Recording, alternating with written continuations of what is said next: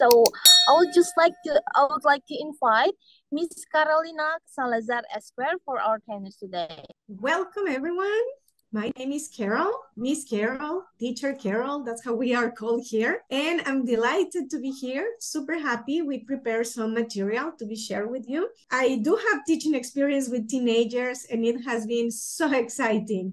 Once I have been principal of junior high school, and the students were taller than I am. But yet, never lost control of the situation and care about my students. Now, let's start here with this welcome slide, all of you. Go.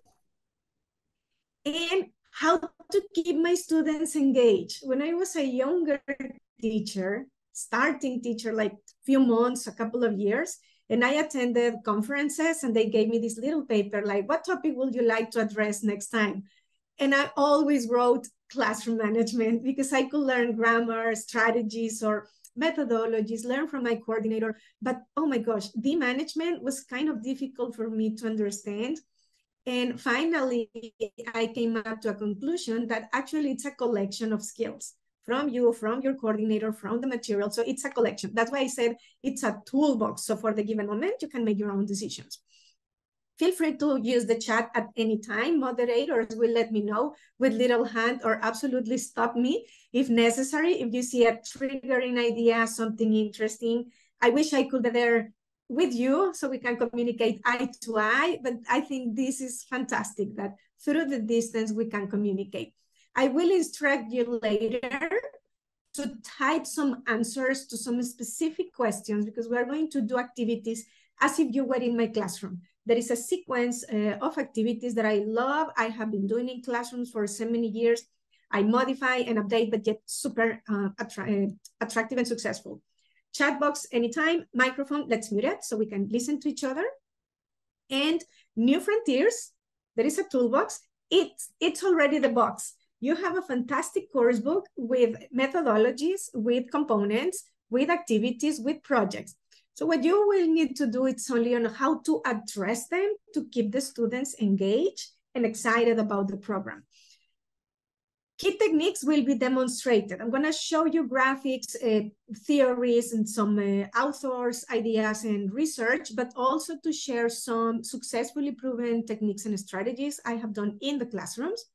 And my aim today is that you leave this webinar with a list of strategies you would like to try in the classroom and feel more successful. So welcome, everyone. Let's do this. Do you have a device you can use to scan this QR code? Please do it. And dear team, can you help me put the link here? Share the link in the chat box if you have it. There we go. So I'll check in the chat. Let me know if you can open. And when you're done, it's a 3-question interview, super short, that is going to help me know a bit more about you as well. Excuse me. Please tell me in the chat box if you can open it and you're working. And when you're done, also you can type done. The graphic is going to show me. I'll leave the QR code for a few minutes. The link is there.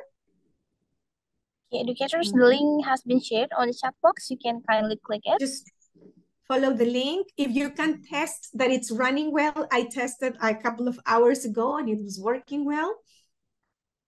Yes.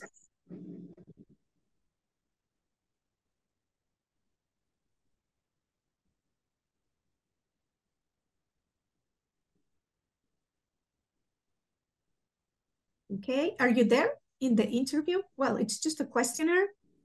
3 questions done. Thank you. 1 is done. I'll show you the graphic in a few minutes. Done. Thank you. It's very quick. Thank you. 4 more, and then I'll go to the graphic. Okay. Thank you for your participation. I'm going to share the graphic now. Where is it? Here. And the answers. 29 participants already answered and counting. So today's audience, 25%, less than a year teaching experience. That's charming and fantastic. 16% more than 10 years, the value of experience. Average is in between 5 to 10, around 5 years. So that's the average. We can see 30%. So more than half, it's around the 5 years to 10 years. So you're not that higher yet. I like it. All right. I try teaching every level. I have been in classroom for kindergarten, primary high levels, 4th and 5th. Then junior high school subjects in bilingual schools and principal. High school was the shortest period, only 1 year in high school, and then many years language center in university, but also some subjects.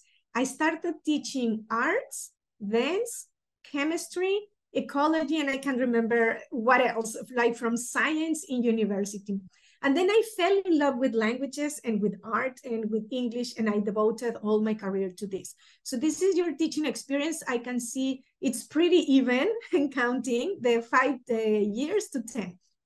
Now, your favorite task is class management. So we belong in the same ship here. Yes, in junior high school, we are super active. We have to be kind of very physical and talkative as well. Test design is something you like doing. I have passion for instruments to evaluate beyond testing, like how else can I draw or give a conclusion from my students' knowledge. And lesson planning, 26%, it's artistic. Lesson planning, it's something you can create. So it's artistic and I love it too, like for the weekend. Then I would like to learn more about class management. I'm so happy because most of what we are doing today, it's about class management, but also as a result of keeping my students engaged, some projects, hands-on projects that will keep students performing, learning, acquiring the language, and not only like reading for an exam or learning the theory. Thank you so much for answering this questionnaire. Let's go back to the slides. I have a beautiful idea that we are interested into what we are going to see today. Quick.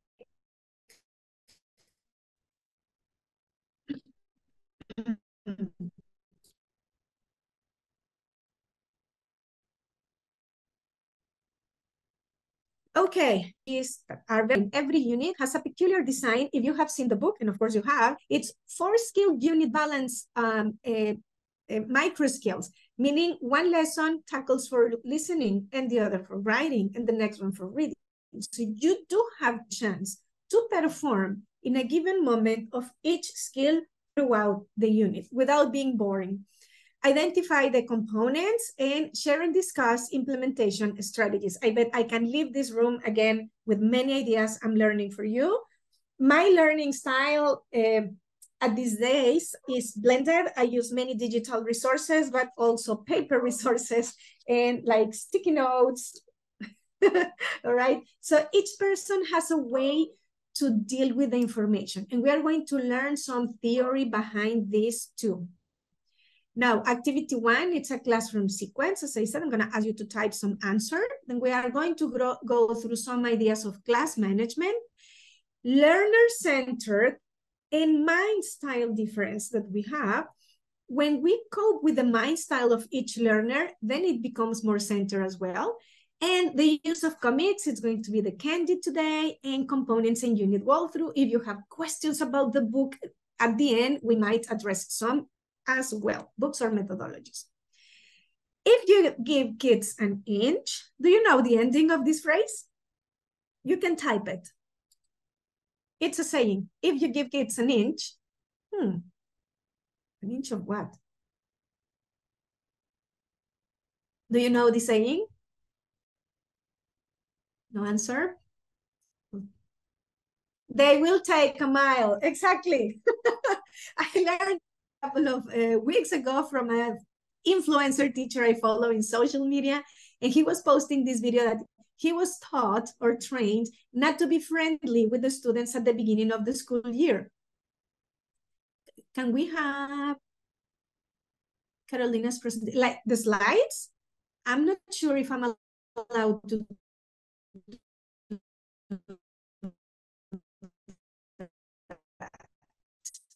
But let's include at the end together with the team, right? So yes, we are the names and how friendly we are and the jokes we make. I used to have in the same school 4 groups the same level, 2 groups, magnificent discipline, clean work, punctuality, but the other 2 groups, no. The other 2 groups, I blink and they will do a mess, physical mess in my classroom.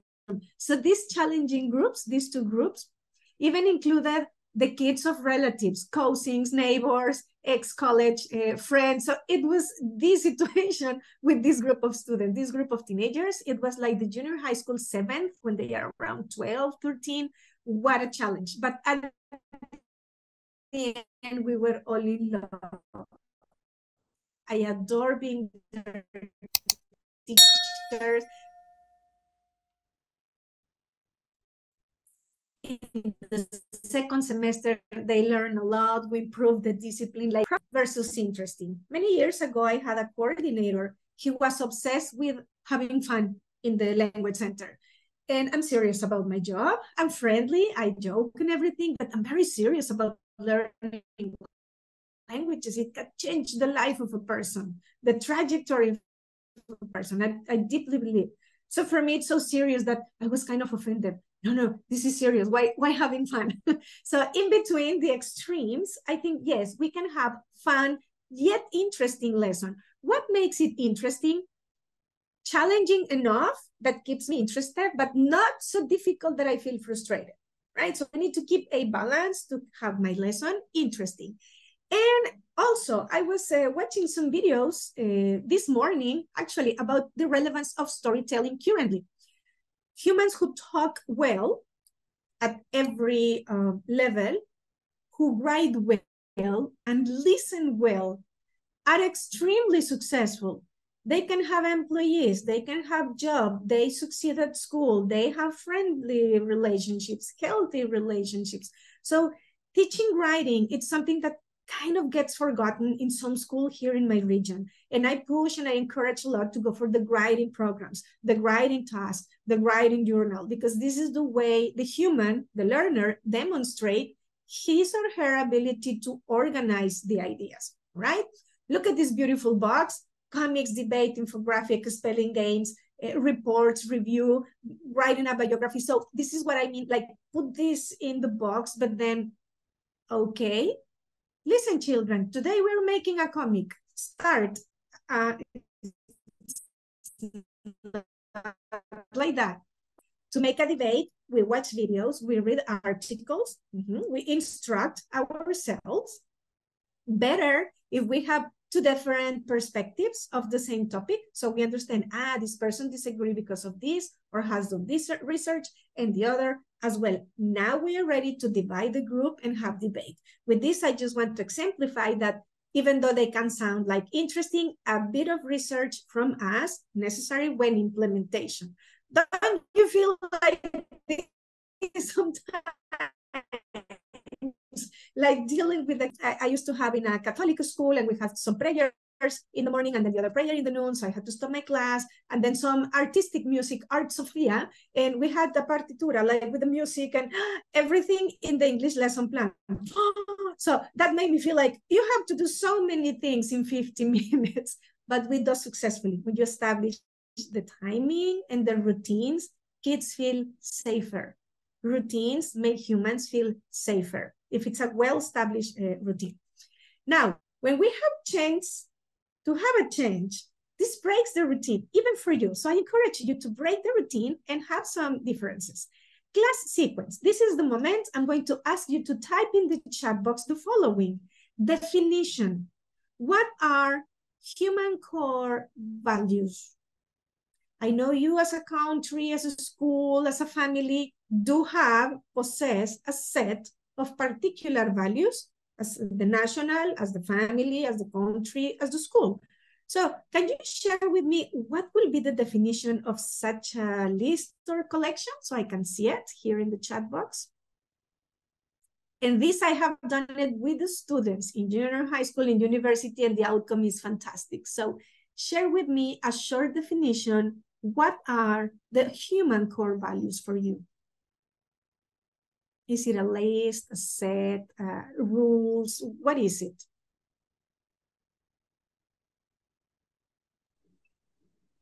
Right, Give a few seconds. And type it in the chat box. Oh, For values, education, but dictionary-like definition. Values are this and this and this and this. I'll give you a definition, but later I want to read yours first. Education, only one. Don't feel shy. I'm not checking spelling today. Thank you. Or grammar, just communication. Something that guide our behavior. That's a key word. Thank you for that. In everyday life. Behavior, it's a key word. Guidance for limiting behavior, for social interaction. Thank you. Yeah. Middle finger, thumbs up.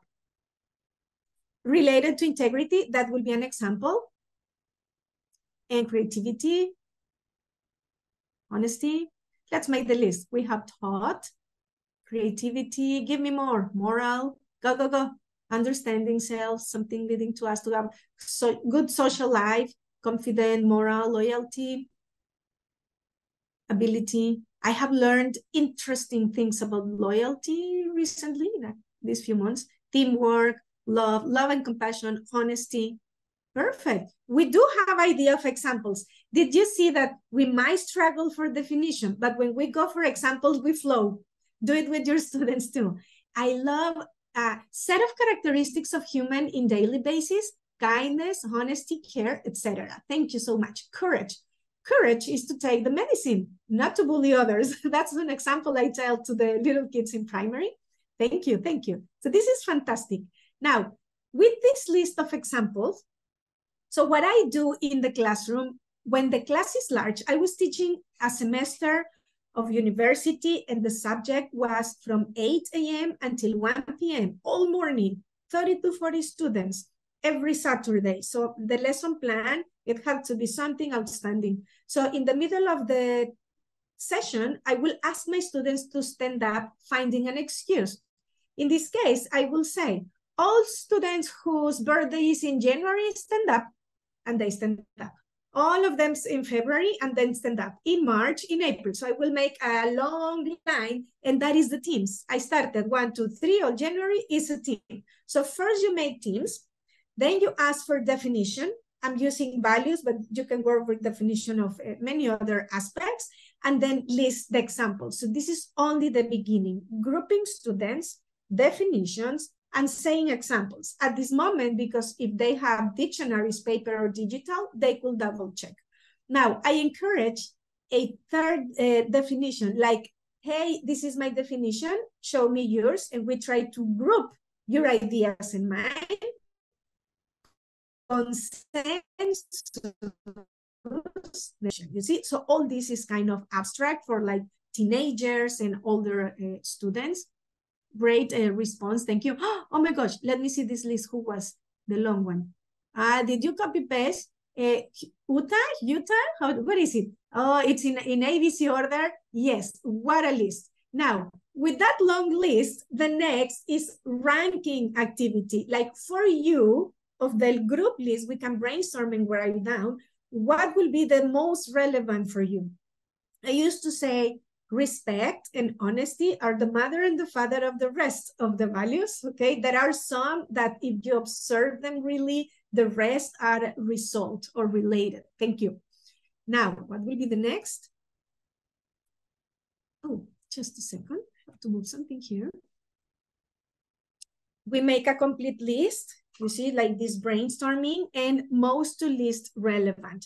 Once I have this, they can stand up voluntarily or by the list to read the list, to share the definition, the first definition, the third definition. So all this is very communicative, it's very open, and it's demonstrating many activities which promote and enhance not only communication, but also critical thinking.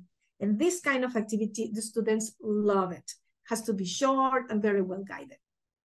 Now, I have a definition, but of virtues. The last school I worked, they had a list, a collection of values and virtues, the human virtues. And the teenagers love discussing definitions and examples. So this is conformity to a standard of right, morality, Webster's Dictionary. My favorite tool ever is the online Webster's Dictionary. It has all the words, antonym, synonym, examples, audio. You can click the speaker and listen to the pronunciations. You can continue polishing your English. So learning to use definitions polishes a lot with the use of the active vocabulary that the students will have. Let's move on to my short list that I have: courtesy, loyalty, generosity, honesty, faith, integrity, respect, and justice. So more or less, this will be my particular list. On top, I will go for the honesty and respect, as I said, because they will be like the mother and the father of the rest.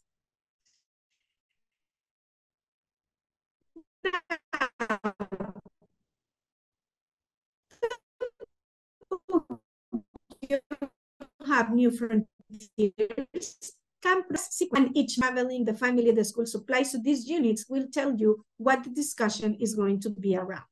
Now, what is classroom management? What we don't do when this happens, we plan a beautiful class and we think students will be excited, but no, all of them are tired. Once I was astonished when I get the result of the monthly exams. We have subjects, science included. So all my students in 6th grade failed the same exam. How does it happen? What is the teacher doing? Says the principal. Blame the teacher. I interview the students. You know what happens? There was a party, a big one. All of them were invited and nobody studied for this exam. I believe it. Can you believe it? So it's not the design, it's not the class. Communication, one-on-one can overcome this kind of situation too. Are you okay? Do you feel sick? Did you have a party? What happened yesterday? So understanding socially when they are teenagers, socially, it's very important to understand the democracy or the relationship within my class. So my teens used to look like this, and I started lesson planning, like how to active and do it with CPR, with movement, yet related to the lesson. So classroom management is independent of methodology, of the books, of the system. Class management are concrete practical techniques. I have taken training inside, in person, with Mr. Jim Scrivener. And I have been reading a book called Classroom Management Techniques. I'm going to display the cover and give you the complete title so you can search for it. And at the end of this talk, that will be your homework to study and read a bit more about these techniques because they are already designed. You just need to grab them. And this is a list I got. I'm going to just mention them because I'm expecting you to actually research and grab your favorite. But you will notice some of these actually have been observed in this strategy that we saw for the group. The STAR technique, you have the teams, an example given. We are writing the definition, 3 students together, consensus to create a single team definition. And 1 student is the STAR. He or she is allowed or must go to another team, grab ideas, and come back with fresh new ideas to enrich the result or the outcome of my team.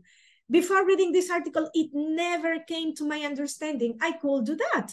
Like to send an ambassador. He or she goes to another team, grabs information, and returns with more to do. Onion, speaking activities in large groups. The onion is fantastic. It's a circle inside a circle. So they are holding hands in a circle, like when they are playing games. And then another group, but then they spin to look to each other. The outer circle systematically moves 1 student away, so I can interact with 4 or 5 students in a very well-organized strategy. Of course, the first and the second time you do the onion in the classroom, you need a lot of guidance, but the third time you tell the students, onion strategy, and they know how to do it. You see, so you train yourself, you train the students, and later on they can do it. Variation of the onion to be done in the classroom with those heavy desks, it's by rows, right? So they are sitting looking to each other. I'm going to display some pictures of classrooms. And again, 1 student stands up, goes to the end, and the rest jump 1 chair, like in the chairs game, right? So now I'm facing a new student. So all this is related to the communication, but also to the class management. Your New Frontiers book, it's plenty of communicative activities. but how to perform them in a well-organized way, that it's dynamic, and that my classroom does not become a chaos. Interview programs in Dictogloss are to more like podcast that the young people have now for the interaction, and they have the headphones, they interact each other, they can previously write the question so they can bring it. Now, answer, add, ask. Actually, this is a communicative strategy where you got a question and you answer, but you don't continue with a monologue. Just answer and include the person with another question, or include the person next to you with another question. So this creates more dynamic conversation. Number of heads to give turns. Number 1, 2, 3, and 4. So number 1, you already participated, be quiet, listen to number 2 until everyone has spoken. You have chance again. This keeps order. Teenagers used to say, you love me because you always ask me to participate. In the same group, you hate me because you always ask me to participate. So some of them want to participate more. Others will prefer to be mute the complete school year. So with the numbered head, it's not me asking you. It's your turn. It's random. It's ABC order. It's so you are away from the attention like you love me, you hate me, right? That's how kids used to talk to me. And the ranking, the one we did, you can rank jobs, you can rank healthy food, you can rank interesting destinations. So ranking provides this very good level of thinking because you need to understand those items, right? Think, pair, share, jigsaw. You have in New Frontiers downloadables a section of comics which you can actually cut like jigsaw and hand in to different students so they can put together to create the story. You can give it, and the section you have for everyone, it's the beginning. Continue with the story. Even if you have the ending, that's the beginning of your story. So Jigsaw provides with plenty of variety. You can jigsaw with the unscrambled words to create ideas, and the show and tell for Realia. Easier for some topics, for example, food. You can bring food or clothing items, hats, glasses. So on this, it's a very short list of humongous quantity of activities, which I have selected. I remember downloading articles like 45, 87 ideas to teach vocabulary, critical thinking for communication in the classroom. I summarized like those who work best for the ESL classroom. Ask, ask, ask. The more we ask questions, the more the students are engaged. So giving the right questions actually is the task nowadays for teachers, rather than being the walking dictionary or encyclopedia that can give all the answers. Now, with the effective teaching and learning, how can I get it? When they are engaged. How can I engage them? Okay. One thing that has a lot to do is the physical environment. Can you change the physical environment, decorate, move the chairs? Can you type in the chat and let me know what possibilities of modification do you have in your classrooms at the current moment? What are the possibilities?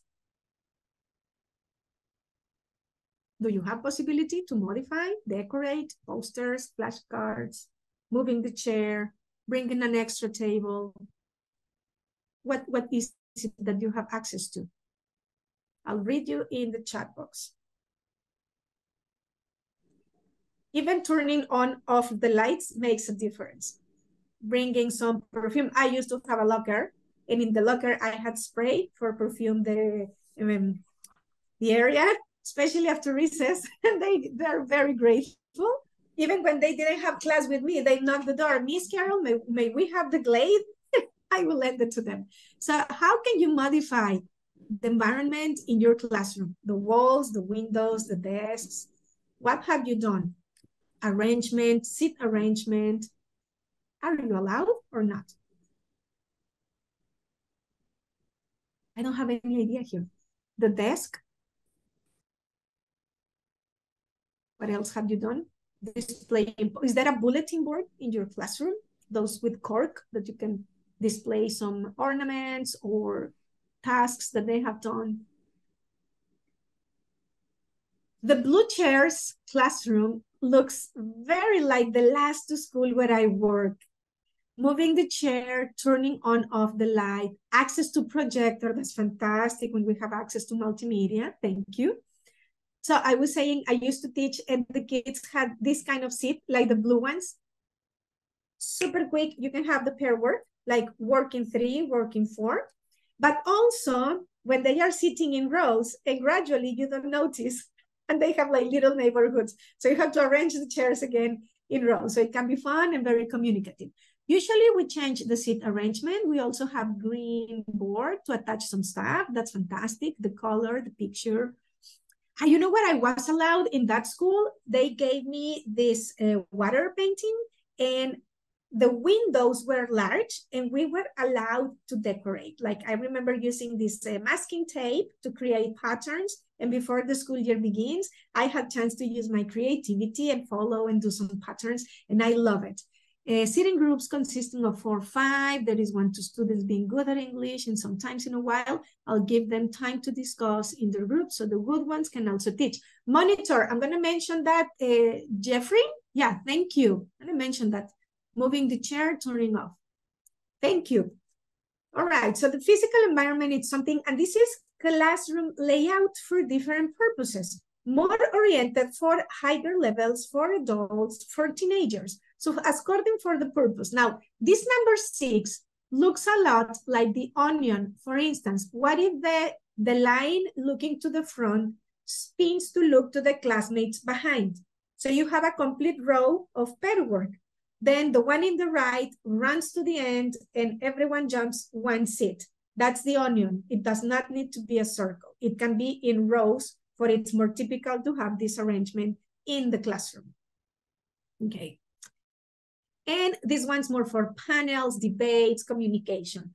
Many years ago, I must have in my bookshelf, I found a book, Neuro-Linguistic Programming for Managers. And I consider educators, teachers, and coordinators managers because we manage a lot of information and people constantly.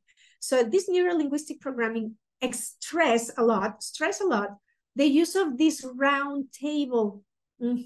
When there is consensus, trouble, discipline going, sitting, facing each other makes a difference than the traditional role. So according to your situation, if you're dealing with trouble, disciplinary, the seat arrangement can help a lot too. Now, learner-centered. We had a webinar last week and some teachers mentioned some troubles they are addressing in the classroom. And I was searching some articles and authors and stuff, and I found that these two can help a lot overcome and prevent some difficulties. The first one, listening to my teacher about how to make a pot is different from watching my teacher making a pot, a clay pot. If you have been in a workshop where you create the items with clay, it's what if I say you have to do it like this and like that? I have an idea, but yet I'm not able. What if I see you doing it? But what if you allowed me to try? So this might be very near to student-centered, but I was surprised with this.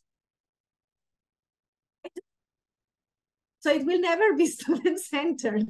Even if you lesson plan, competence-based, student-centered, blah, blah, blah, if the object of knowledge has no meaning in my life, it is not student-centered. I recently learned that and I was like, oh, I need to read more and go deeper into this theory. So I wanted to make the example of the pot. So as educators, we are passionate about the simple past and the present progressive and the spelling, but they are not. Students gather, sit or relax on the floor with their notebook and writing device. Thank you. Yeah, that's a sitting arrangement too. It's just by sitting on the floor or moving away, pushing the tables, all that helps break the routine as well. So I'm going to start giving some theory about student-centered strategies. Just let me check here my notes. And we used to teach the subject, math, geography. Today, we focus a lot on the student's needs and interests, all right? Now, I'm going to quote this. I find it so hard to motivate my class. I try to be bouncy and do jolly activities, that I think they will be like, but although they smile and seem to think I'm quite funny, the lessons never really take off. So this is taken from a real letter of a teacher, very concerned that he is reflecting and accepting what I'm doing is not working, right? So what can I do? There is a complete chapter in the Classroom Management Techniques book to address this situation in the classroom. Whoop, what a list. I have more. Go for the original source, but I'm gonna summarize this huge list to this. When you want to be more student-centered, we start offering options. The more we address ourselves with decision-making, it belongs to me and it's centered on the student. Shall I write this on the board or dictation? It's okay. So I start giving questions or binary choices like the second. Would you like to start spelling the words or filling in the blank of grammar? They are doing both in a given moment of the morning, but they can choose what to start. So binary choices help a lot. I frequently give options to my daughter. Would you like this or that for food? 2 options. How difficult it must be to eat always only what you're given. What about having options, right? So would you like this vegetable soup or spaghetti? Would you like meatballs or chicken soup? So if I can offer options at home or restaurant, I offer options.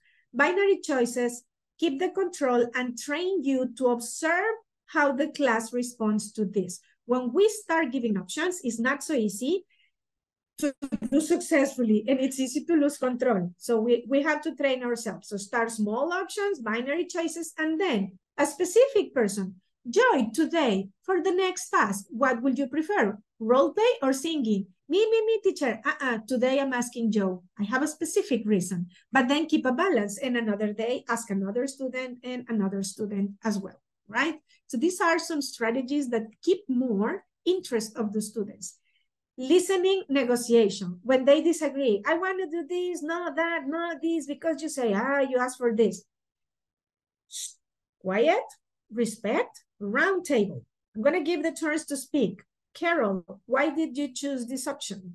Is there a particular reason? Anga, why did you choose this option? So they start expressing reasons and we understand each other, right? So that's an example on how to address specific students. Start small, binary choices, this or this, yellow or green, only 2 options, not choose any color. Even for the young ones, too wide option becomes their responsibility and they get stressed, right?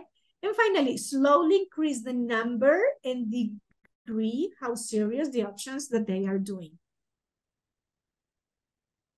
Here we go. Now, when I'm making my class more learner-centered, when the students have no choice at all, it's like the traditional education school program, set of rules, timetable, like everything to reach, so there are no choice. Then we can move on for much modern ELT classroom. In the language classroom, it's super easy to go from students decide a bit to students and teacher decide together and gradually abandon what they have no choice at all. For instance, they cannot choose the book. They cannot choose the schedule, I assume. When it's the basic education, they don't choose the schedule. There are some guidance. But at the end, when they are autonomous, like when you self-study, since very young, I do self-study. I am an autonomous learner, I think, since junior high school 1, like the 7th grade. I started learning with my dictionary and some cassettes, the lyrics of some songs to improve the pronunciation and the language and the learning. And I had Disney encyclopedia. It was so cute with few sentences and some drawings. So my mom created perfect environment for self-academic development for me and my siblings. Fantastic. If you can provide for your learner and your kids, that's what we should be doing.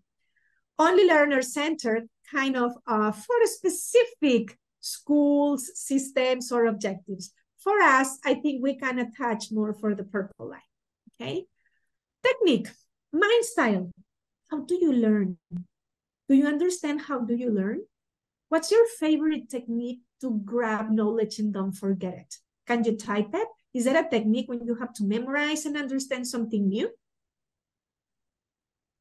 Do you have learning techniques? Highlighting, this is one. I still have it. Highlighting, writing with pencil. I have here the traditional yellow pencil. When I really need to process, I have to do it with pencil, but also Google, copy paste, TikTok, videos from YouTube or social media. So I have this combination on storage of links. I like keeping links in PowerPoint slides. So I store it with the names, proper names. So what is a way that you learn? I can read you in the chat. Sorry.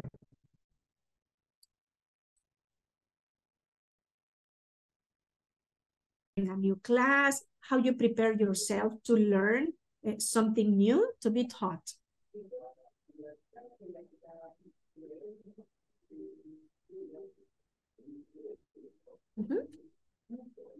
I'm waiting for some strategies. Come on, educators. We do have strategies. You cannot be educator or teacher without learning strategies because we teach ourselves. We plan our lessons. Write it down. Felia, thank you. Me too. In order to keep my ears open, I need eyes and hands working together, like writing what the person is saying. When I attend business meetings, I usually bring journals, so I'm writing down, and you know what? Sometimes I never read back. It's there reading, and I never read it back, but I have to do it in the moment to focus in the present. Does any one of you have like this one I show, like with the Post-its? The notes, Judy, thank you. Notes or colorful notes. For editorial, this is fantastic, the tabs with colors. Listen and connect into the real world. Exactly. Usually I learn from YouTube and I write what I got either on paper or my phone, memorize something, will underline the word using pen or other things. This is one of my favorite, the pink, purple pen. So I circle or make graphics. Searching from the web, looking for the best resource, amount of ideas, collect this on my PC, memorize something. Thank you. So those are fantastic tools. Now, let's understand that our learners do not learn the way we do. It's another generation, just to start with that. And how you perceive the information through the senses, smell, eyes, touch, hear, see, better if it's combined. That's why I even had perfume, right, for my classroom. So even the smell helps you remember stuff. But also how you classify, categorize, and store this information. With the social media, we have tons of information. Searching from the web, looking for the best. On the PC, it's the same. I have always imagined, visualized my memory as a closet, like the walk-in closet for the clothing with drawers where you store near what you use frequently, and whoop, in the top bottom or the bottom drawer, you will have those knowledges that you never use. So if you recycle systematically in the class of English, they will bring to the reality, again, the colors, again, the numbers, now for distance, now for design. So recycling has everything to do with this perceiving and storing of the information. Now, Jim Scrivener, it's an author and teacher trainer. I was so lucky to attend for 1 complete week. It's a training, national training for coordinators, a complete week. He studied genies who at the same time studied the research of anthropology, that our way to gather the understanding can be concrete or abstract, and how we store it can more organized you are. If you teach engineers, I have been coordinator in a university to teach English to physicians, to doctors. It was the medicine faculty. Oof, delicious to work with that kind of student, like sequential, organized, concrete, the way we think, different from engineers, different from arts faculty, right? So the way we learn makes all difference. My perception can be very concrete, so we can start. This is a marker. This is a yellow marker, all right? Let me highlight this fantastic idea. So I become more abstract with the same concept, right? And how I store it can be random, but always, if we recall for constructivism, new knowledge sticks to the previous paradigm or the previous knowledge that we have. So that's how the mind works. So I love this picture, like all the mechanism that triggers the warm-up activity. It's so relevant. The wrap-up before leaving as well, so we can consolidate. Now, concrete, I wanted to exemplify, so it's not just in the ears, something tangible, physical reality, while the abstract is the connection and the patterns. I have seen students who excel at finding patterns, and that's fantastic for engineering, mathematics, and problem solving. Sequential can be like very linear or random, and I quote from the book of Jim Scrivener, seemingly chaotic, yet creative and intuitive. Those are the problem solvers. I used to have students who excelled A grade or 100, but when there was problem solving, design, this kind of activity, woof, they crush. They didn't know how to start. You don't give clear instruction to them, they don't know how to start. So how do I recognize? By challenging with the following activities. Let me show you this. I highlighted in yellow some of these that we can easily find in New Frontiers lessons. Finished products, open-ended questions, and curiosity will be triggered in the lesson E, A, B, C, D. See, lesson E from the module at the end. They can create model, and they can go for trial and error for the projects too.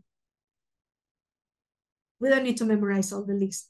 The abstract is more related to games. Oh, a board game, charades or something. They are so excited for games. You will recognize them. They like moving. They want to erase the board. If allowed, they want to bring your material you forgot in the office of the principal. So they need to move. They love personalized work. They want to do lettering and they want to write stories. So all this is so related to the use of comics as well. Abstract sequential, they like reading, debates, writing essays. You see, it's very communicative. And finally, compare and contrast like the Venn diagram. I have something in the chat box. Let me see. I love games. Who does not love games? I adore being engaged in games. Educational ones are fantastic. Good. And last but not least, okay, the concrete sequentials. For geography, I recall my students excelling at geography, but they didn't perform well at grammar, for instance. So they were good at the maps, the list of the continent, the list of the capital cities, the field trips, deadlines, clear instructions, and hands-on. So this is very related to my geography subject. I loved that experience of teaching geography. If I can do it, I'll do it again. I have another idea in the chat. Wait, I want to read you. So do I. I love giving games to my students. Keep doing it. Different kinds of games. There are many kinds of games. Now, before I start the use of comics, I would like to stop for 5 minutes and open the first Q&A session. If you agree, Echan, is that correct? Yeah. So I'll stop with the theory that we have gone through. What time is it? Very good timing. So we can go for questions that I can answer at this moment. You can drop them in the chat box. If it's kind of more abstract, your question, please raise hand so Ms. Echan or moderator can help me give the turns for the questions. Questioning moment, not only questions, or sharing anecdotes, stories, or experiences with the topic that we are discussing today. All right, educators, you can type your question on the chat box, or instead you can raise your hand on the use the raise hand feature, so we can unmute your microphones and you can talk directly to Miss Carol. Grouping students, communication, class management, how the mind works and acquires the knowledge. That's so fantastic. And it gives you many verbs for the lesson plan. The chat is quiet. Sometimes there is a delay, I think, from what I say and the moment I receive in the chat as well, because when I got them, poof, all of them come like at the same time. Maybe the educators are still typing on the chat box, Miss. Yes. And again, we are communicating. This is not the spelling exam or the language exam. Use of comics. Before the use of comics, I would like to listen.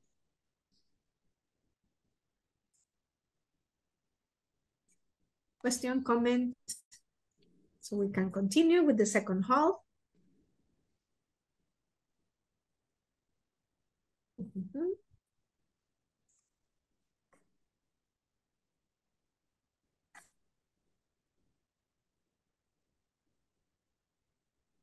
Questions, comment. I love being challenged, as you noticed last webinar. I like it. Yes. Well, I can see that some of us are typing, but if you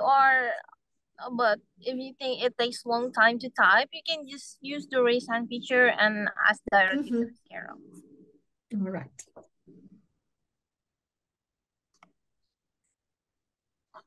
You can practically ask about... Here we go, the first. One of the challenges I face is dealing with a class after physical education. The students are tired and somehow unmotivated to follow the lesson. What are the techniques to keep them engaged?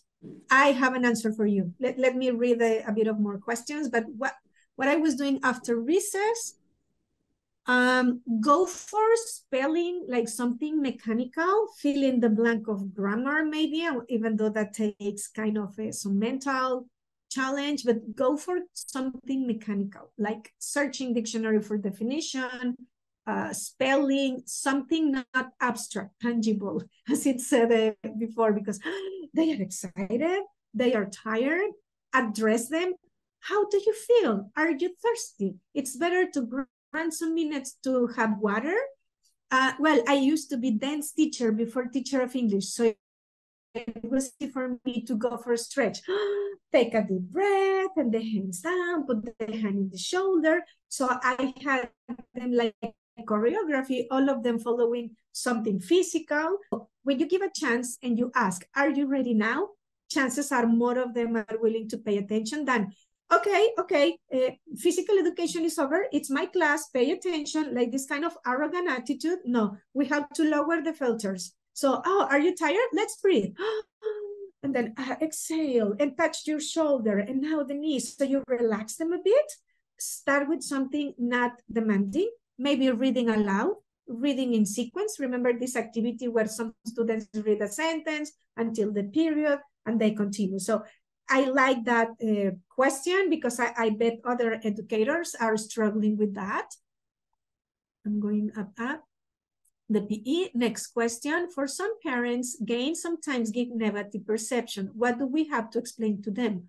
Muhakir, thank you. As a coordinator, I used to talk to my teachers when they wanted to watch videos, do something related to coloring, anything that looks like having fun, must, with that word, have an academic agenda. Like there is an academic reason to color today. Like, what is it that we are practicing? Like, always. So if we have, and I will show you with the comics for this, if the comic it's about your last birthday, shall you demonstrate the use of simple past? You see? So it's not only a comic and you sharing about your birthday or your last vacation. It's your performance using the simple past. So link always to something academic in the index of your book, in the syllabus of your institution. That helps a lot. Icebreakers, very short, 5 minutes. They might not need academic rationale, right? But the projects, physical, 3D models, they need an academic reason. In answering reading, comprehension for HOTS, would you share what class management can we make not to make them boring and interest? Okay, like higher level of thinking, reading, class management. Okay. Pair work, reading in silence, and writing questions for your classmates. So I am reading something, let's say 2 paragraphs, not too long. Read 4 pages. No. students are sitting near to each other. I read 2 paragraphs, I write questions, and I ask them to my classmates, so he finds the answer in those same paragraphs. So it's kind of active because it's writing and it's reading and it's chunks. If the reading is too long, they get bored and they stop and they reject. But if you chunk 2 paragraphs and write 2 questions, 2 paragraphs and write 2 questions, to issue questions from your brain, you need to process this information. So, Huda, I hope I answer your question.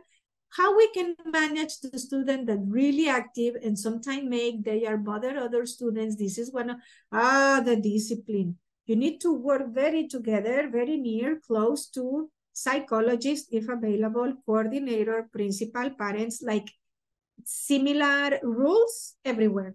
In the other subjects, inside, outside the school, if you frame the student, it's better. It's super difficult, this situation, when the parents don't support. I have friends that say, no, it's because the report card and the grades are not so relevant. I almost have a heart attack. It's like, no, you cannot say that to your student. We adults understand in a given moment the result of math exam in January 2023 will not be relevant 20 years from today. But don't tell that to your kid. For your kid is the present, has to be relevant. So you might be lacking or needing support outside. Now, inside the classroom, if he's a smart monitor, if he's not that clever academically, physical, how can I say, organize the notebooks, help me classify this. Can you organize my pencils here? Like giving tasks, physical tasks, easy achievable, is the teacher can see me for performing something rather than sit down in silence. Again, sit down in silence. That no, is keep them busy, task them, give them roles. It depending, I cannot be more specific because I don't know the student, but I used to have a student who was very high advanced beyond our school, like super gifted student. So I used to approach physically and appreciate, I appreciate how fast you work. Can you help me with this? So I'm not punishing you for finishing fast. It's like you acknowledge, thank you, you already done it. Can you help me with that? Can you continue with the glossary at the end? So it's friendly and tasking them to continue. Can you give some examples of good games for elementary school students to do when learning speaking skill? Speaking skill, the onion is fantastic. All that list I gave at the end, I can recall them so you can screenshot. All of them are for thinking and speaking and communicative. In my class, there are very shy students. They refuse to talk in English. How to encourage them? Read aloud. Listen and read. Remember those audios from the book programs? Listen and read. Now that you know how to pronounce, read aloud.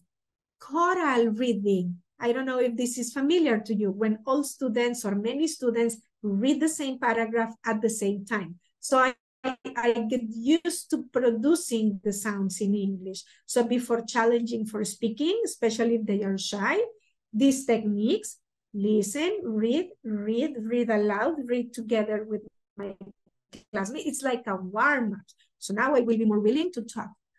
The mobile phone, how to make students confident. Okay, how to make confident, that they feel proud.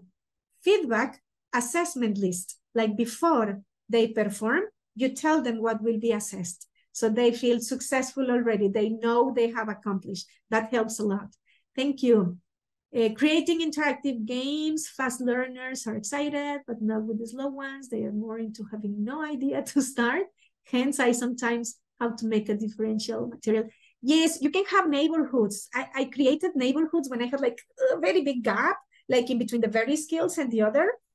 And I call it stations. Station A, B, C, and D. And the handout in different stations is different, but I don't announce. You give the students are doing this. No.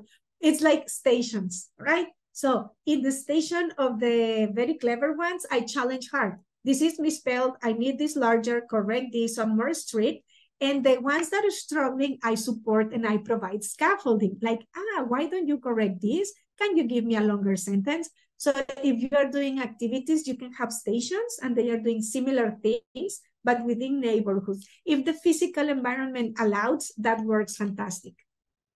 Whoa, this is long. I'm gonna read this and then move on with the workshop, else we won't finish.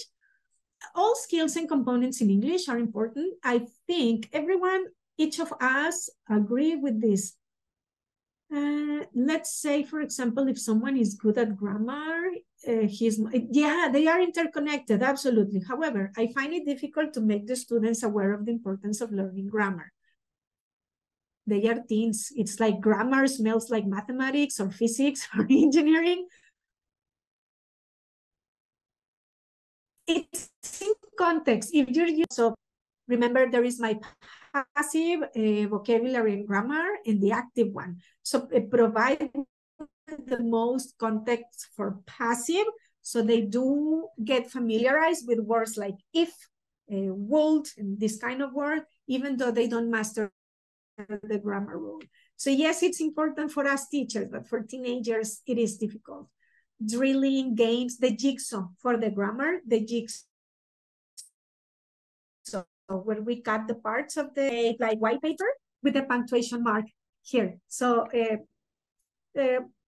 Tom, you will be the exclamation mark, you're the period, the semicolon, and then there are other girls or boys holding the subject, the predicate, and on. And I say, it's a question. And the question mark runs and comes and plays the question mark where it is. So that's a way to structure the sentences for the question, negative, and statement. So you jigsaw into paper, and the students are tasked holding one part, and they have to arrange to do it. So that's a way to deal with some grammar. I hope this is useful for you.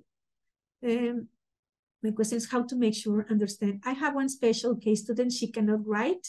She can only repeat. Oh, she's not writing yet.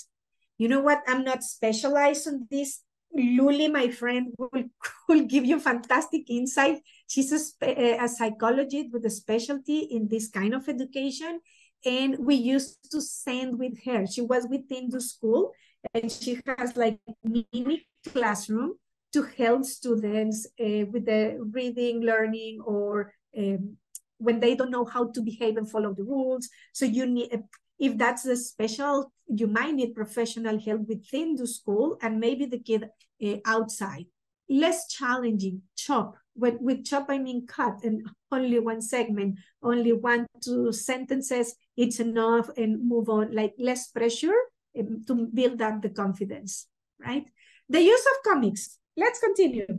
Thank you for the question. I was so eager to read you today. And if you recognize this, boom, poof, splash, right? So this is how cartoonists express the tuck, tuck, tuck, tuck, ring, the sounds. So we pre-teach the learners about the use of these drawing stick figurines so they can make comics. Why comics? I'm gonna give you plenty of resources on how to use comics. But before I continue reading, I would like to know if you have done comics yourself. Have you done comics? Drawing on paper or digital platforms? Have you done? Yes, Cornelia, thank you. Cornelia, paper or digital?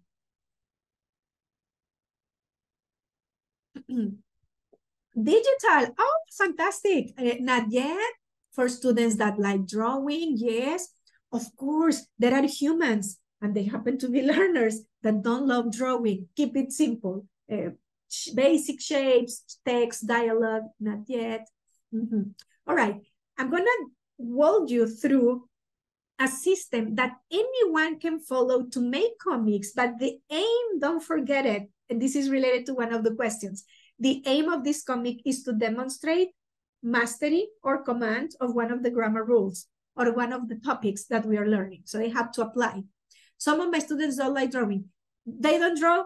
There is a strategy. With a marker, they stain on the finger and they stamp. And that's the character. They put eyes and hair, and that's the character. They can use a circle, eyes, a smile, hands and legs, and that's the character. We can keep it very simple. We don't need three-dimensional drawings. That can be very simple. So role play. I need one gentleman, one lady to be Ben, Alice, and read a dialogue. You're going to be reading to role play one of the comics. Here.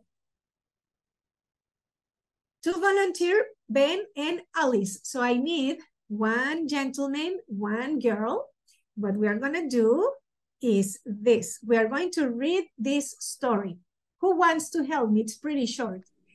Can we read the text? Is it too small? Is it appropriate? It is clear, miss. We can see clear. Now I need volunteers. If Right. moderators can help me. Do any of Mustika? you wants to read the comic? And Ladini? I have two hands. Mustika and Right. Ladini. Mustika. I will unmute one of you.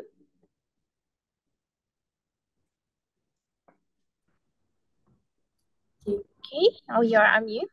Hello, Miss. Yes, I do. Thank you. Here Are we ready? Hi. How are you? Hi, Miss. Hi. Okay, so would you like to be? It can be Alice. Alice. Thank you. Okay, so Alice begins by saying, "Hey Ben, but you have to role play. Hey Ben, how's it going? You have to play with voices, right? And then we need Ben. Right. Who will play Ben? Who's playing Ben? Right. It can be a woman making voices as well. Yeah. Yeah. Okay, one more so we can start. Maybe we can choose one of the participants, Miss. Andri? Oh, Andri. Oh, all right. Please. We will unmute your microphone. Don't feel shy. Enjoy this. We're just having fun. Hi there. How are you? Yes. Yes, I'm here. Okay, begin. Okay, can we start now? 1, 2, 3. Hey Ben, how is it going? Hi Alice, I'm good. Nice to meet you. Oh, nice to see you too. What are you doing at the park? I'm here with my family. Oh, me too. My mother is over there. See her. Her hair is brown. Oh, I see her. She looks kind.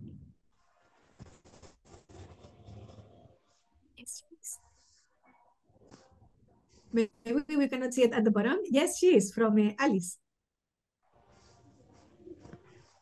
Hello, hello?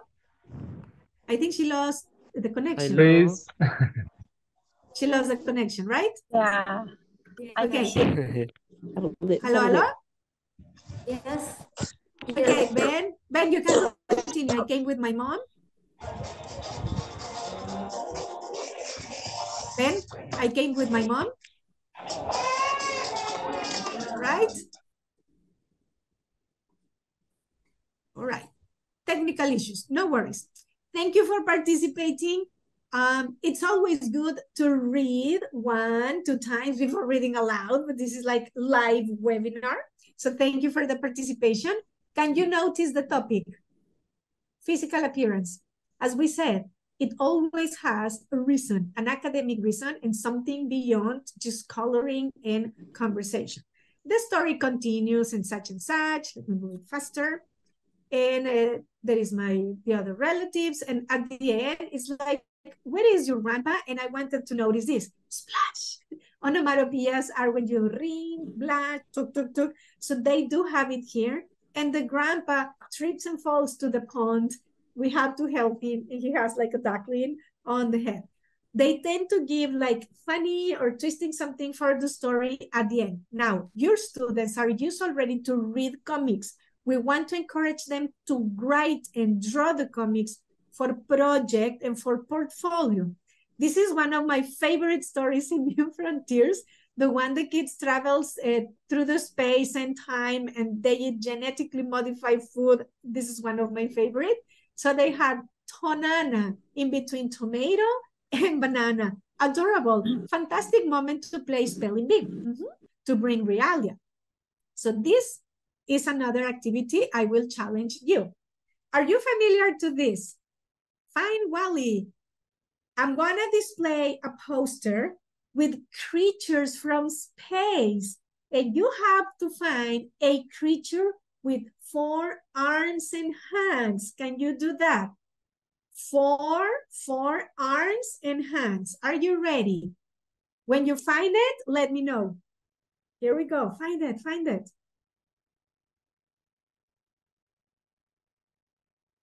Is to pay attention, searching, finding for something specific.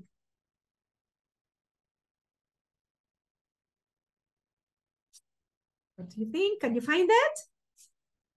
Have you find it? Yes? No?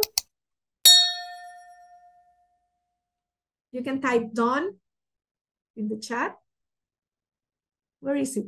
4 hand. The one lady on the pool, exactly. And one more that is having like snacks. Thank you. Here we go. One to the right and one to the left. One is holding like snacks and the other one is by the swimming pool.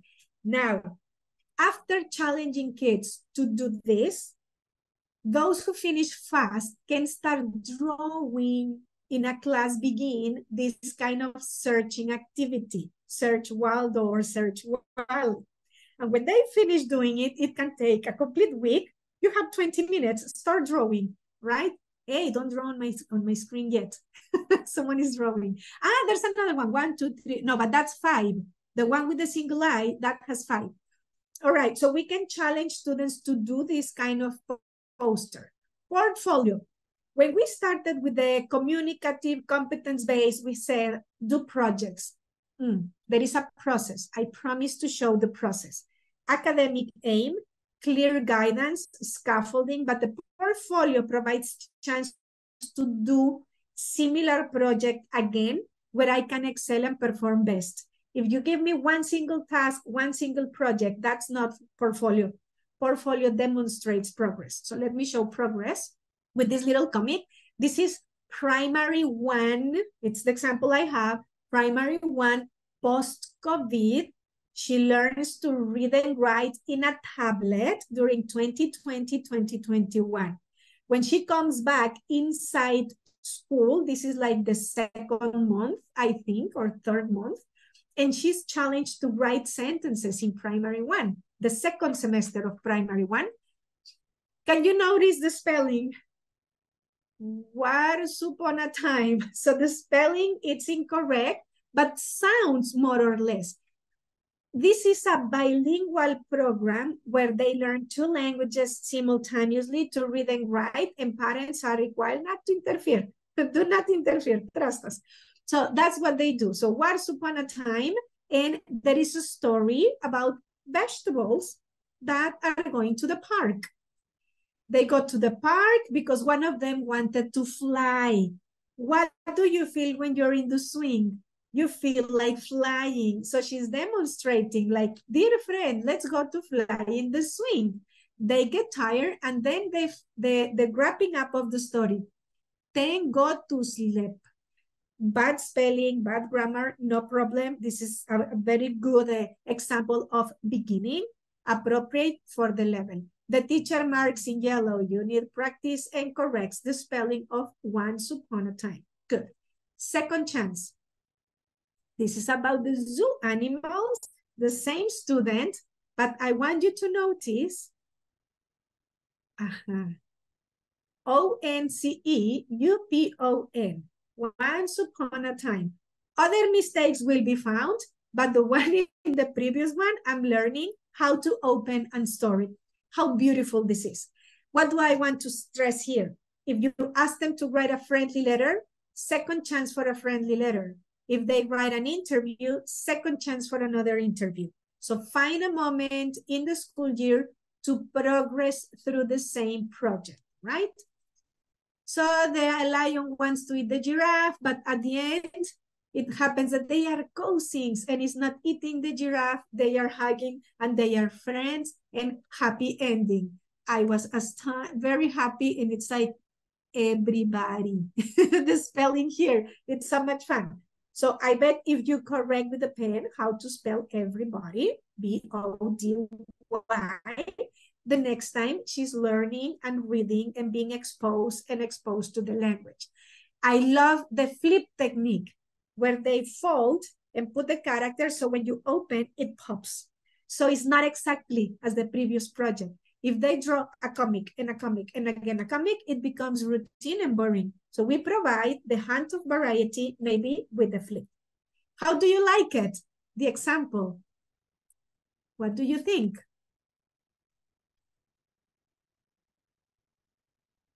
Sorry.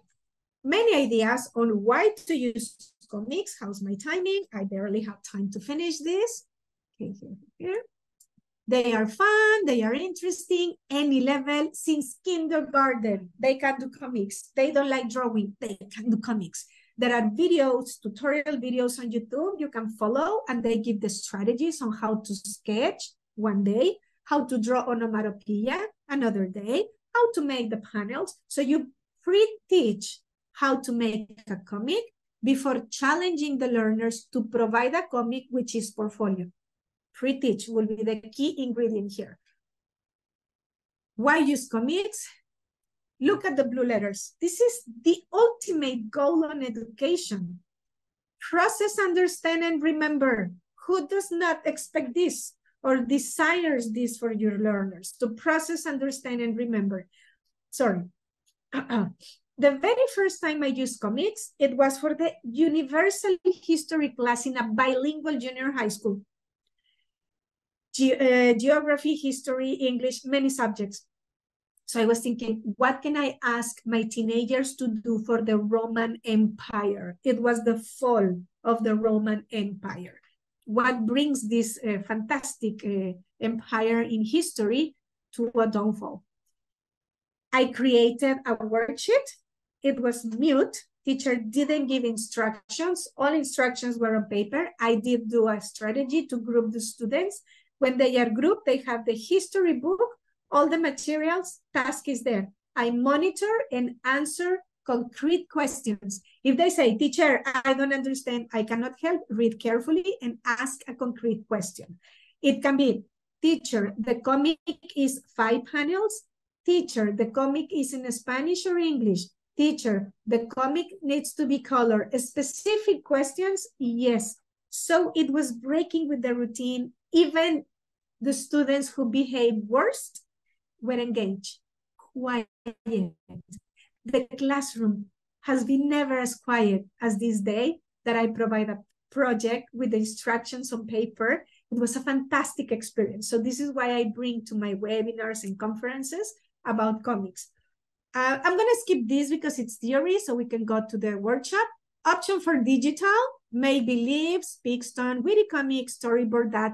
There are many web pages. If you want to screenshot, do it now because I'm about to change the screen and we will not see how to make digital comics here, but we're going to see how to make them on paper. Ready? So these are the digital platforms. You just click and drag. In some platforms, you can even upload your pictures and character, object, text, balloon, and panels. What are panels? The blocks or stages. How to make a comic? I can turn my story using 5 panels because the panels are the plot. My story will be told visually. It's a sequence. Sequencing is one of the critical thinking skills. 5 panels can include a fantastic plot. Your teenagers will be very able.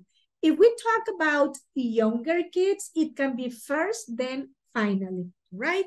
So the 5 plot actually is a beginning box, racing action box, climax, falling, and solution.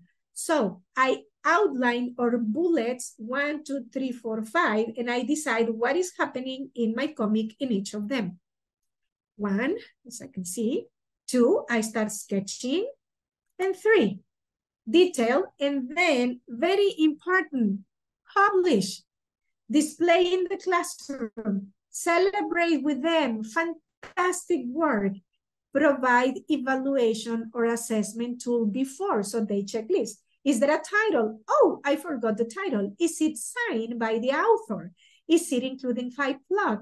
Did you properly use the verbs in simple past? So you give guidance so they perform well. Imagine Forest, it's a web page I follow for additional digital resources for teachers and educators. And I found this fantastic, like only 6 steps to create a comic. This is the pre-teaching stage. 1, write the ideas, what I was mentioning, the plot. 2nd, the frames. 3rd, basic shapes. A circle can be the character. If they are more skilled, we go for something more fancy. The speech and lettering. Remember,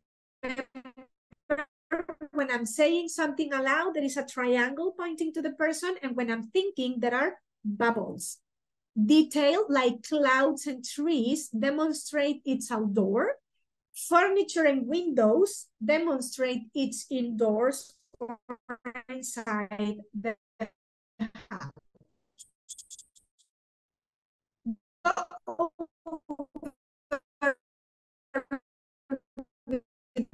Pen or Sharpie or story. Then I do that, and finally, I'm in the webinar, right? So it's a process. First, then finally. 2nd, include 3 panels. First, then finally. I'm not going to give you the 5 plot in 5 minutes. So 3 panels. Outline your story. Again, my typo. I will correct it. Draw the characters. Write the text bubbles and captions. So can you do a comic in this very moment? Please proceed. And then we can show it like by the camera, if you are willing to. So I'm going to use my Sharpie. I'm going to try maybe last holiday in 3 panels. I'm going to draw the panels. 1, 2, and 3. I don't remember how to try that. First one. I think my comic is kind of poor because I'm trying to make it in 1 single minute. But I have done first, then finally, with no characters. I don't know if I can show it here. 3 panels. Yeah, you can see the 3 panels. This is the hotel. Then I went to some vineyards and I'm showing some plants. And this is the airplane. So in 3 panels with some few elements, we can demonstrate first, finally. All right. It's your turn to draw a comic. If you have Post-its or comics, if you have Post-its, you can use 1 Post-it for each panel, right? Choo, choo, choo. And you can share in a few minutes with us. Is any of the moderators doing a comic so you can show it too on the screen? This is mine, hotel. But it's because my background does not allow me. Here it is. Hotel, vineyards, and the airplane. Do you have a comic you would like to share?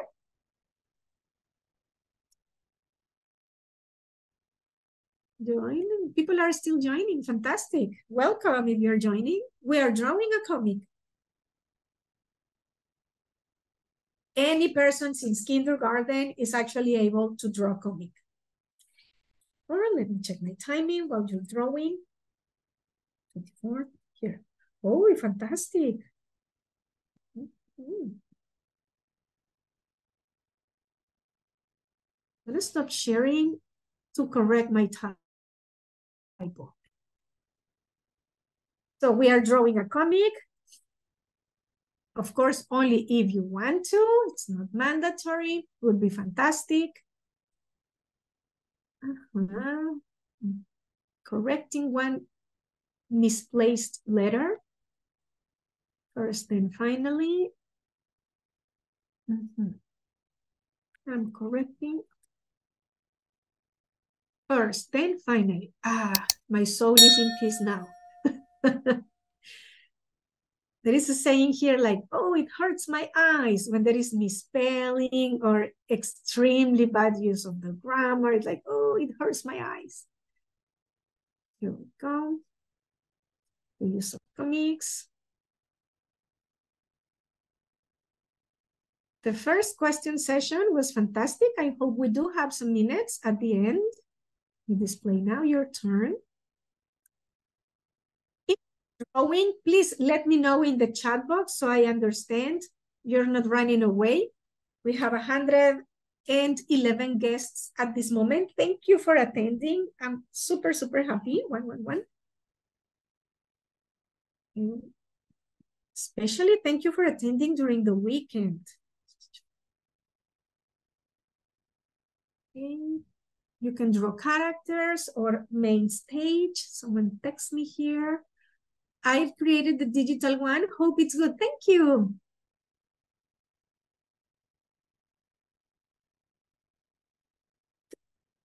Distributor, maybe you can mail me, local distributor, Echan, the email. Maybe you can make a collection of these comics they are doing for my portfolio. Oof, I will be super happy. Thank you. All right. Thank you. I got some portfolio items from students and I sent it to Mr. Thomas Hong, author and writer of some of our books. And I said, this is what your students are able to do. He was so happy. What he answers back usually is, you made my day. He's super pleased when he see the result or what we are doing with the books. For they are at home in editorial, kind of isolated, and I'm the face or the person in between the editorial and the real field. So projects of features of these webinars as well. We're very pleased to get them. Detailed background means a cloud or a tree. It doesn't mean full of detail. Don't be stressed. Like detail is add detail, tree or something. Okay, 2 more minutes.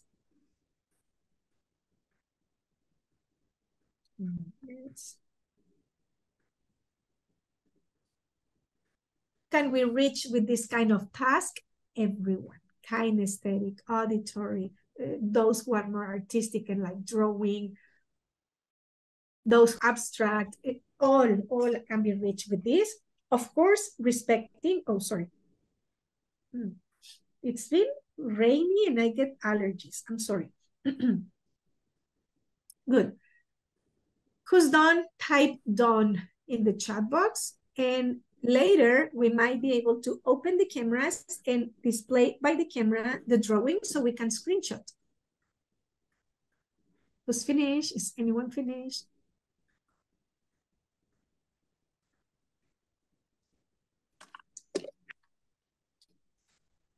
Done.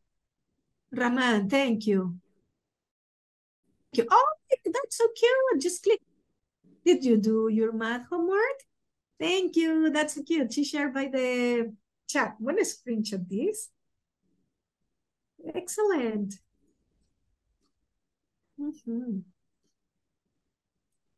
Great. Thank you. Share on the cameras so we can move on to the next activity. Use the camera. Echan, can we do that? Yes, miss. Yes. I can only see Great. like 2 educators, but if you can like read so we can have people displaying. All right. the I will spotlight some of the educators that are now showing their comics. Educators, if you are already done in creating your comics, you can show it to the camera. You can show it. And we will spotlight some of you who have shared. Okay. We already have some of the educators Thank here. you. Wow. Right. And Maybe Mr. Operator, you can help me to screenshot this also. Right, educators, you can show your comics to the camera. Wow, thank you so much. Wow, thank you. Fantastic, fantastic. We love drawing, each of us. It's even a strategy to control stress.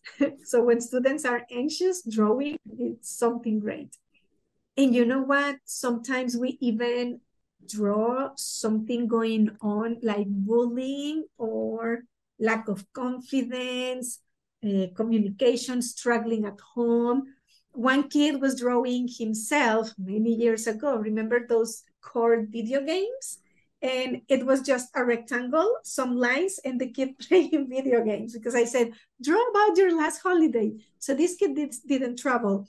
So he drew himself on the couch playing video games. Oh, that was so sweet. Now, clear guidance, scaffolding, but assessment. This is not free. Checklist, yes or no. Do you have 3 panels? Did you include such and such? So all the instruction, we make a list and you tick for yes and cross for no. That's it, no progress. It's just yes or no, pretty quick. Value, ABC. When you say great drawing, but good management of grammar and your spelling not so good. You see, so according to the aspect, I mark some progress. And this is for the comic book.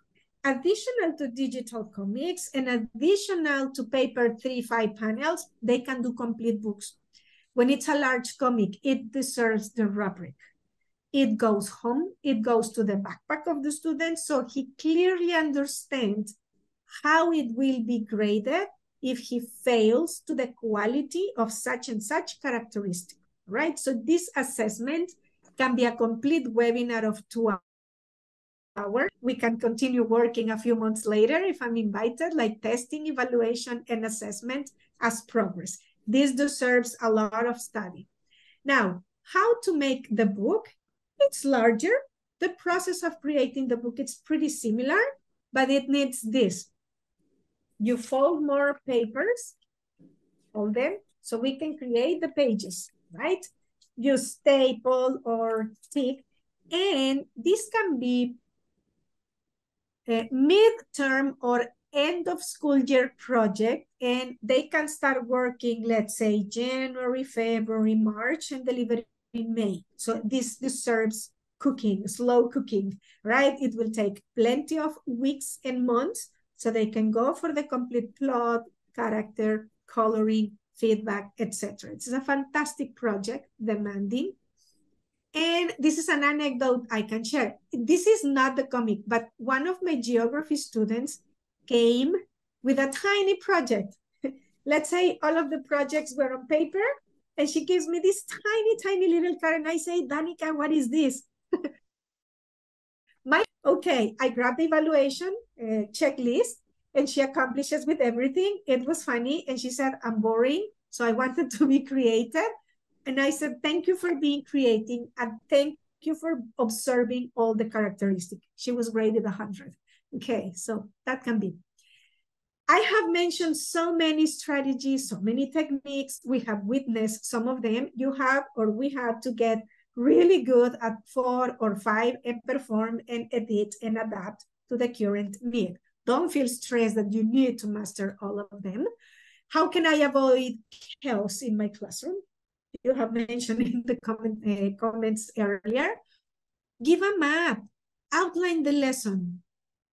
In one of the schools I worked before, it was mandatory on the left bottom corner to outline the lesson. First, we are going to read, then answer questionnaire, then do a comic, and finally such and such. And the kids knew what moment of the lesson we were. Sorry, I saw a little hand. If there is a question, I can, she or he, if you agree, can say the question or type it. Please, is there a question? In 20 minutes, we actually finalize. So we have a second Q&A. I don't know if it was by mistake.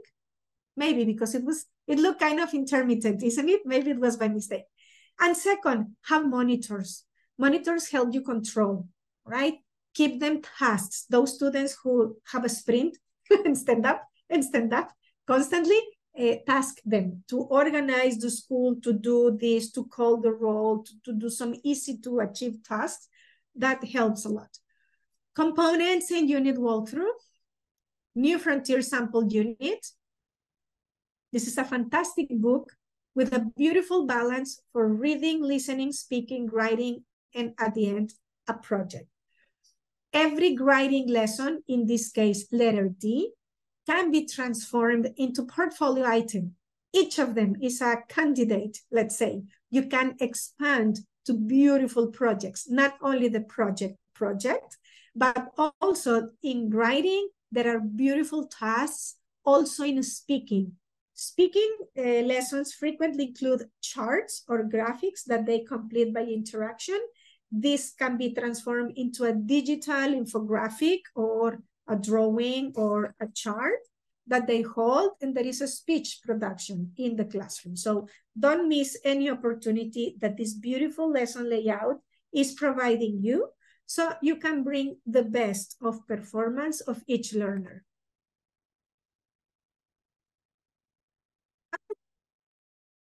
Like picture dictionaries. You have a lot of audio, a lot of picture, videos, stories, dialogues. What is that? The meaningful input, what they receive, but immediately they are encouraged to draw, match, connect, complete. There are actions about them always. Like here, it says listen and number. So in order to expose me to the words, I listen and number, I listen and repeat, and then it says listen words. In the moment I hear it, I'm writing in that same sequence. These grammar graphics like up and down, from always until never, the prompts or guided dialogues exploit this at the most. This is a fantastic feature, those pop dialogues with blue words for substitution. Somebody mentioned, I have students unwilling to speak. Good. I mentioned already, have them listen and read aloud. This was the next stage in process. Read a dialogue, but complete with your own ideas those blue words. So this is scaffolding.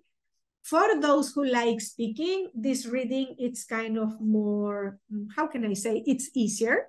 But at the same time, they are creating with a new pattern the complete ideas. It's in the right list. Classifying. Remember what we studied at the beginning of this workshop webinar? That there are some mind activities that observe how we process the information. So here they are classifying like in drawers. And this is the interview, partner 1 and partner 2. What do you usually do in the morning? What do you usually play during weekends, right? What do you read to learn such and such, or to entertain for fun? So they ask questions and they have to report. Now, listen again and fill in the blanks. Listening, just listen and repeat. Again, dialogues, talk with the partner. What do you ever play? Do you never play? What do you never read? I never watch scary movies. Impossible. You will never convince me. That is something I will never do. So what is it that you never do? And they share. That was lesson B. Lesson C, it's for speaking. Look at the chart. It's so beautiful. When I have chance to interact and work with Thomas, one of our authors, I keep asking, please, charts or incomplete charts that students are filling out during the speaking interaction. When speaking, it's just open, they get lost, they misbehave. So bringing this to the speaking class organizes your class a lot, takes away the responsibility from you to explain because the instruction is there. Excuse me. Grammar box, but actually they have been exposed to this through songs, readings, videos, okay? So when they have seen it, now it's easier to unscramble the words to make sentences or the letters to make words. It's a fantastic basic level understanding of the language. It's important that they do it and they check the answers with you to feedback and mistakes. Talk with a partner. Do you play video games? When do you play video games? Why do you play video games? I wanted to highlight in red rings that they are practicing 3WH word question. Then they continue. This is the model they follow, and they continue filling out this chart. Yes, no, and the extra information. It would be beautiful if you invite them to classify and present this information and say it before the group. Writing, again, charts to complete reading audio. I learned this from an author of a beautiful series of English. model before writing, model before speaking, like listening to something before speaking and reading something before writing.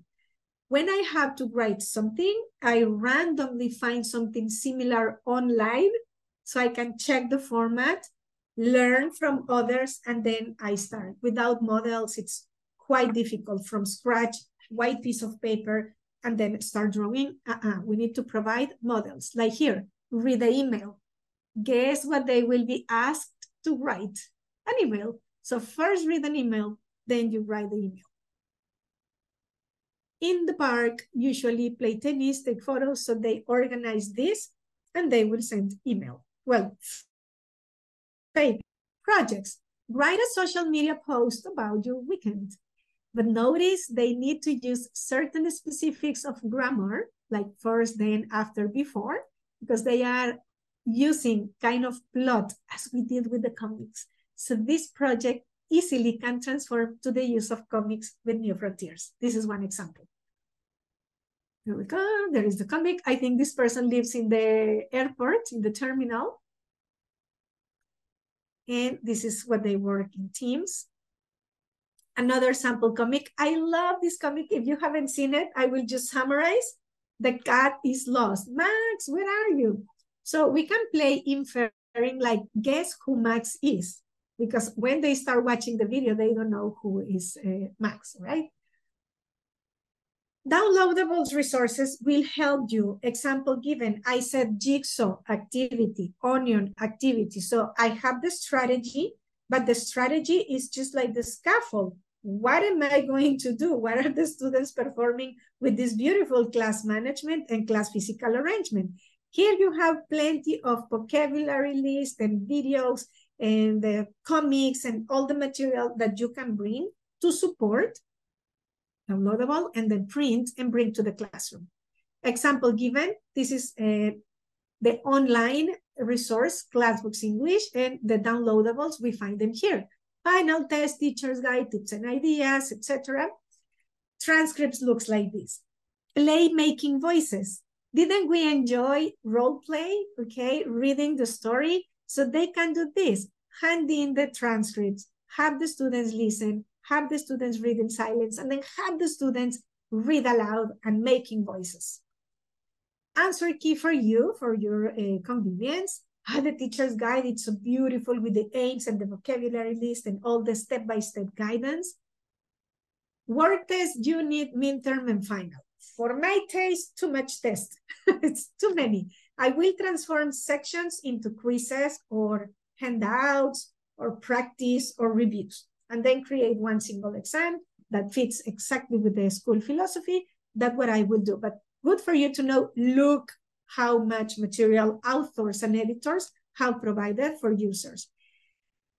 PowerPoint, when you say, I do have projector or I have flat screen TV, but I don't have internet, what you can use is the class PPT. So it's downloaded or stored to a computer that you connect to the device, and you can show the readings, the videos, you can show the answer key and play the audios. And this printable comic, fantastic. Again, I say for the jigsaw activities, for the critical thinking and the communication and the onion, we have the printable comics. And the online resources is the ebook for teachers. Please contact your local distributor if you want to learn more or if you don't have access to these resources already. The ebook looks exactly as the book for the students with the answers and with the audios. This is the interactive whiteboard. We are very proud to have this fancy digital resource. So it has kind of more cards and click and drag. You can type some answers here. You have multimedia in the classroom. This IWB, it's a fantastic digital tool. Here we go. And the Big Box app for students. As homework, this is desirable that is done independent and at home. They can practice on Scramble. They can watch the videos. They can receive input on vocabulary, spelling, listening, and picture. And I would like to conclude by asking you to screenshot this. I'm advising 2 readings, how to talk when kids would listen. because I'm learning strategies that work also for teenagers and adults and every person. Every human, every educator, every businesswoman should read a lot about communication. I'm challenging myself this summer with 5 books. I'm reading 5 books at the same time. I go from one to the other. I just finished one and about to finish the second. Still have more weeks to finish the other 3. One I haven't finished is How to Talk When Kids Won't Listen. And one of the first lessons I learned with this book, it was validate the feelings of the person you're listening to.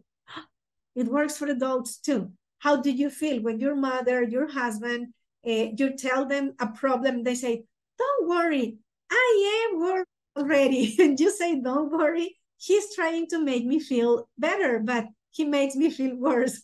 So validate feelings before expressing any idea. So these books are fantastic. One for communication, the other with plenty of techniques on how to address problems in the classroom with management in lesson planning, physical classroom, a lot. What's in your toolbox? Before I conclude, I would like to read in the chat box, what tools are you bringing to your class after this webinar? Are you bringing anything? I hope you do. I'll read you. No question yet. Share the tools first. Opening the chat box here. Please, the comic, thank you. It was the starring character today.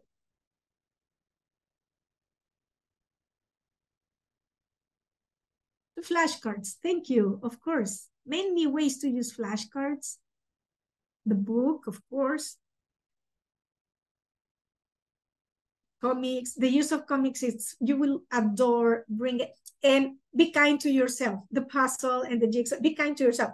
The first times we do the implementation of this, we will have feedback from ourselves and improve the instructions. Audio speaker, role play, flashcard, comic strips. Yes, of course, comics and puzzle and flashcards. The different learning ways that we have to store the information, of course.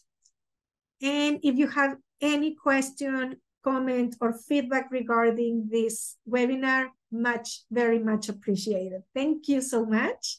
Questions, answers? Color pen, this color pen that we have. Thank you. Comic, infographic, novel, learning video. Thank you. Yeah, plenty of strategies. Questions? Color paper, Post-it, sticky notes. Like a child in Disneyland when I go to the Office Depot. It's like I want the markers, I want the Post-its. Tablet for drawing, of course. If you have that resource, it's fantastic that they can use the BigBox app if allowed. The Class Booster. From today's host, this is number 2 of our webinars, second of 2. If you have questions, challenge that you would like to ask me, please feel free as well. I'm more than welcome. Word search, crossword puzzle, of course. Question comics, we still have 10 minutes. We can wrap it up. So educators, if you still have any questions regarding the comics or the learning techniques that we learned today, please feel free to type it on the chat box, or just again use the raise hand feature and we will unmute your microphones. Someone is saying support toys. Yes, Realia is fantastic. When possible. If the vocabulary is lizards and snakes, maybe we cannot bring Realia that day. But if it's apple, banana, yes, it's fantastic to bring something. Or the clothing, the school supplies. I used to make an arrangement of school supplies, like in front of the classroom, so they can use the prepositions of place, right? So I put the dictionary on top of the marker, in between the dictionary, the pencil, in between the dictionary and the English book. So you can do a lot of games with the real material in the classroom.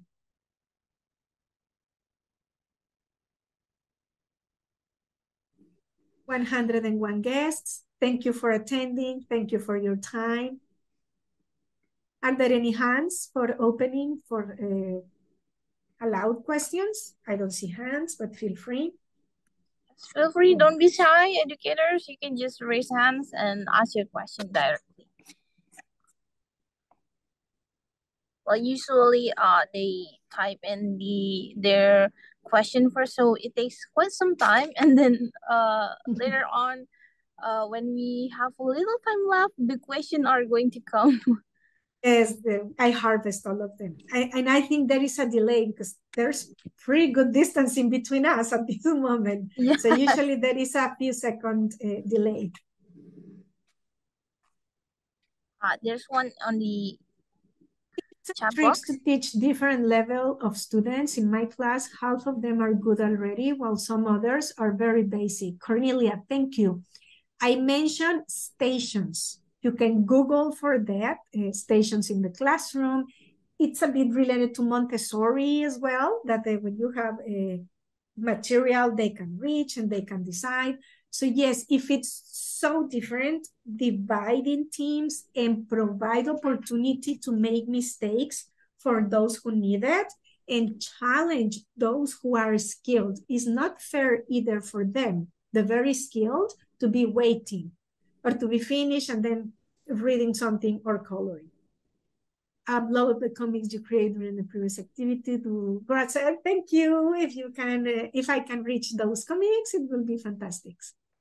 Thank you. Let's wait one more minute for questions, comments, feedback as well. Future comics you would like, topics, I'm sorry, you would like to address in an upcoming webinar. I appreciate your time. Still waiting for questions. There's another one in the chat box, Miss. Miss Cornelia says, thank you for your active participation. In assessing the comics, in assessing the comic projects, what aspects we should focus on for the grading? Comic project, the most relevant is the use of language. It's not only drawing. It has caption and text bubble. For those text bubbles, the origin and the aim of the comic is that the usage of the language. Of course, you reward quality with some percentage of the grade, but of course, when assessing the comic, you need this checklist, assessment grid, or charts where they tick and cross. And at the end, you might make an average scoring and give a final number. So the aspect for me will be the use of the language, observing the characteristics, which is the instructions, and the quality. We know the kids and we know the quality that one learner can bring over others. Thank you. Would you mind to share with us the games or activities for speaking? Yes, I promise I'll go back, so you can screenshot. I'll do it in this moment. How do you usually create rubric for assessment? I do have a format already, column with the description, excuse me. Column with the description and the rubric, I begin with the academic, that you are using 4 verbs in simple past, that the comic has 5 panels, that the quality of the drawing is such and such. So I start feeding it. The first draft is time consuming. And then when they do similar project, you just delete and feed the chart again. Image. How to get rid of bored during the class, except ice breaking? Rani, please try personalizing your lesson by providing options. Would you like to draw or sketch or TPR, like binary options? When they decide, they are bored because it does not belong to them. Like the pot example, remember?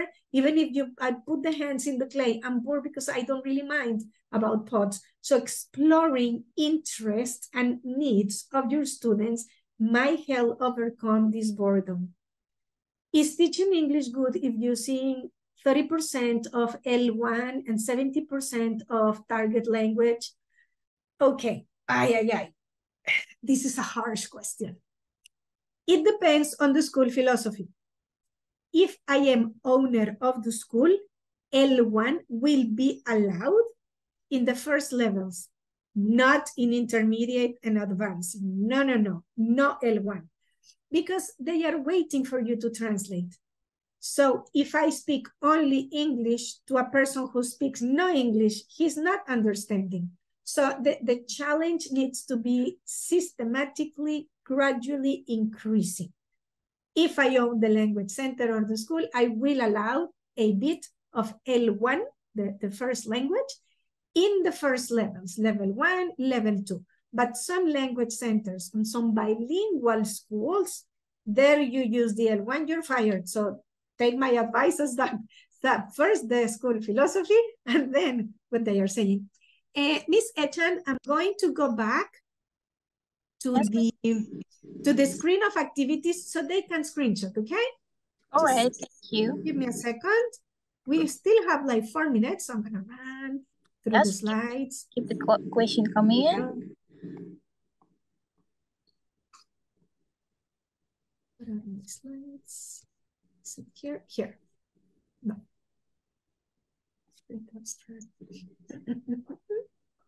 Here we go. The first time I presented this sequence of activities, it was in Costa Rica many years ago, like 15 years ago. And I have gone through feedback process for more than a decade. And once you polish, it works fantastic. So be kind to yourself if it does not work the first time. Here. It will work eventually with the experience of the leader, the expertise of the teacher. Here you go. Please screenshot the activities, the STAR, Onion, interview program, type to gloss. And you ask for this. I'm gonna give like 10 seconds. That's what I do with the students. They countdown so they hurry up. Next one. Answer add ask, that's for communication, number heads to keep it fair, and the ranking, which is for critical thinking. Again, 10 seconds. We have 2 more minutes. I'm astonished of my timing today. Usually I need more, never I have extra, all right? But usually I need more time. But today we accomplish perfectly on time. And the last one, think, pair, share individually and then sharing. So you don't stick to what the friend says. Oh, I believe what he said. No, give an opportunity. They think first, put it in writing to prove it's your idea, and then we share it. Think, pair, and share. The jigsaw, separate the parts, and the show up and tell it for the reality. Thank you so much. From my side, I appreciate this invitation so much. I have learned a lot from you. Hope you have a fantastic, it's Saturday for you, Friday here for your information. Thank you, and you are my heroes. Teachers of teenagers are the heroes of society. Thank you so much. Finally, educators, as we conclude today's session, we hope that the insights that being shared by Ms. Carol have provided you with meaningful ideas to implement in your classroom settings. Mentari Group and Asta Ilmu Publishing extend our heartfelt gratitude to all attendees, to all of you educators, great educators, and look forward to the pleasure of hosting you at our upcoming events, hopefully very soon. Thank you very much, educators, Ms. Carol. See you again soon, and goodbye.